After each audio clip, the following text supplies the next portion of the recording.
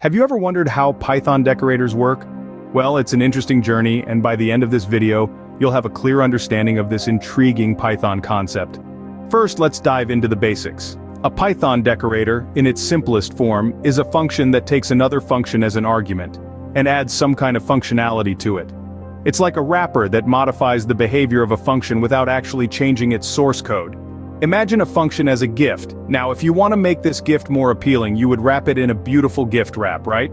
A decorator does exactly that. It takes a function, the gift, and wraps it up with additional functionality, the gift wrap, making it more efficient, effective, or perhaps even more beautiful.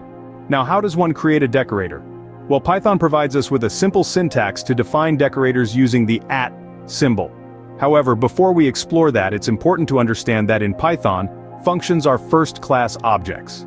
This means that functions in Python can be passed around and used as arguments, just like any other object such as a string, an integer, or a list.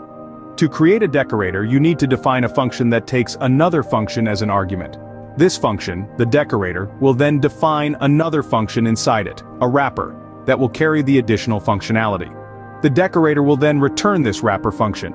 It might sound a little complex, but once you get the hang of it, it's quite straightforward. Now let's move on to how to use a decorator. As mentioned earlier, Python provides us with a simple syntax to apply decorators. You simply need to add the @ symbol followed by the decorator function name just above the function that you wish to decorate. Python will do the rest of the magic for you, automatically passing the function below the @ symbol to the decorator.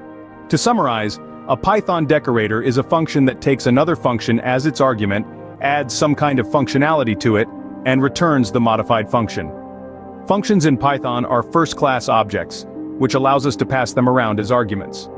Decorators are defined using a simple syntax provided by Python, and they can be applied to a function using the @ symbol, followed by the decorator function name.